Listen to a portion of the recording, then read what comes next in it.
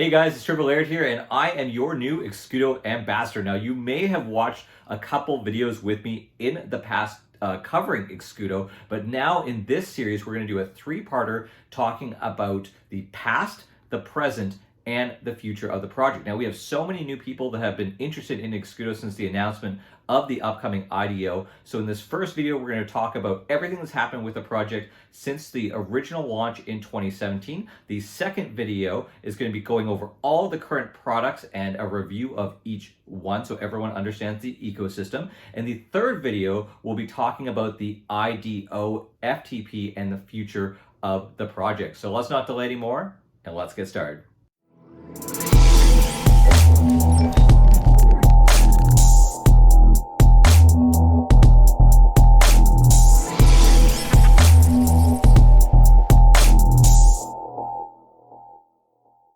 So to start this story, we have to go back 5 years to 2017 and talk about the ICO for EONs, the native token for the Exscudo ecosystem at that time. Let's look at the video that they put out right during the ICO.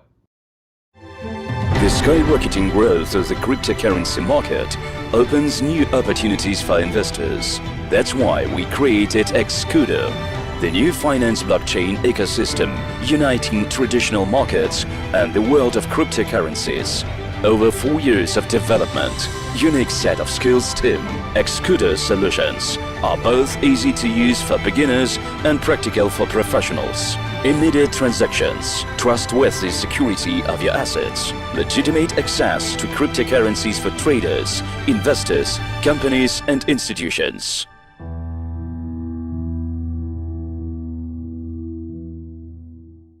Now, I actually still really enjoyed that video even 5 years later. But what happened actually during and after the ICO? So the CEO of Exscudo, Andrew Zamin, basically did not receive as much funds during the ICO as he had originally hoped for, but the team did resolve to make it happen nonetheless.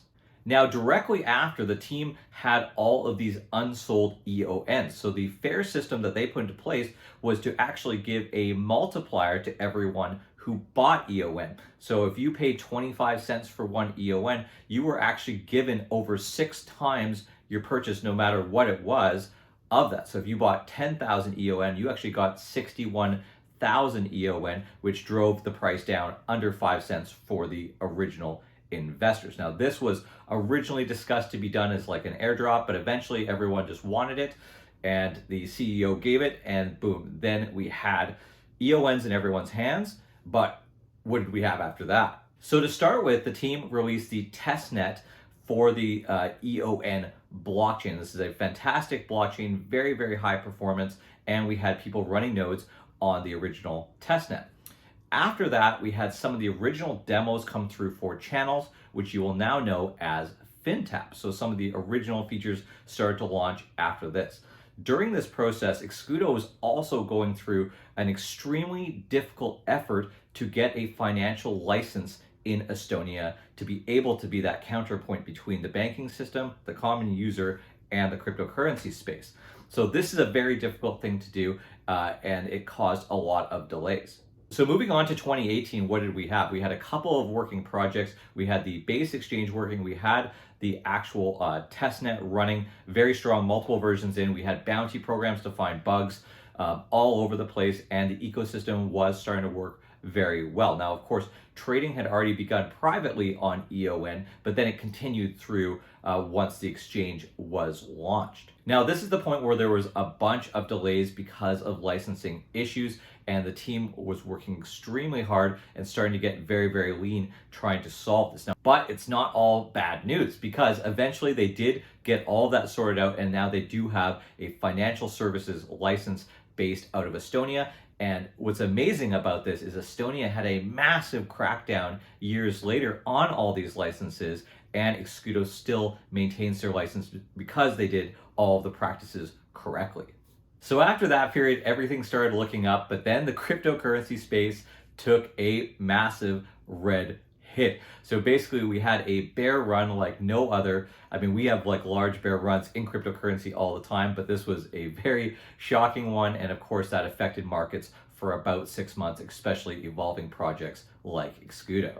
So then moving on to 2019, 2020, where did that leave the project? So basically they had channels up and working. They had the Exscudo exchange up and running and all the test beds. They had the mainnet launch and functions of the EON blockchain so everyone could trade on that. But they were really running a tight, lean ship. So they only had so much capital to use, and marketing is very expensive. So that's really where things really held up at that point. Now, moving into December 2020 through 2021, the idea was launched to switch EON to Nion.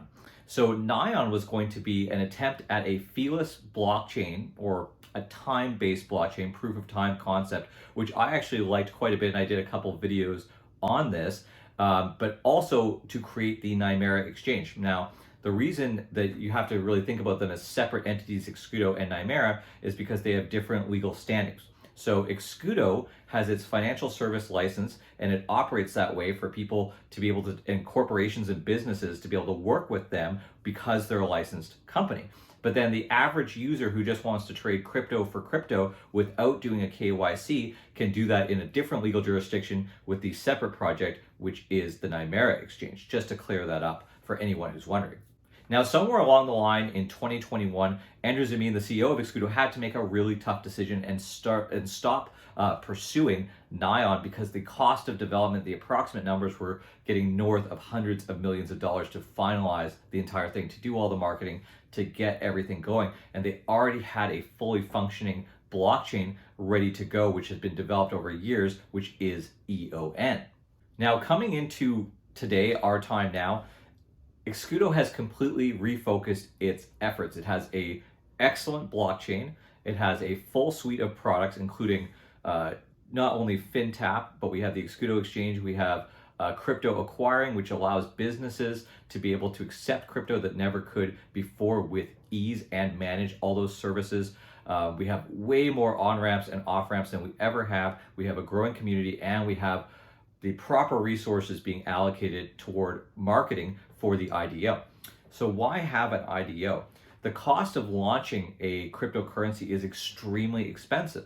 So previous to this point, EON, or what's going to become FTP, has not actually been traded on other exchanges, but that's all going to change with the upcoming IDO. But getting those launches going costs a lot of capital. So only 2% of all FTP will be sold during the IDO, and that will be used to cover the cost of launching it. So there's a good chance that anyone going into that will win. Now, of course, the old EON holders will also get a preferential rate of exchange. So every one EON that they exchange to FTP, they're going to get 1.2. So 20% of that goes to the old holders of EON to support them for their patience. So guys, for now, do not worry about the IDO, especially if you're new to the ecosystem. I'm just trying to catch you guys up on the history during this video. The next one we're going to be doing is going to be covering each of the Exscudo products within the ecosystem one at a time to see where we presently are at. And the third video, we're going to dive into everything about the IDO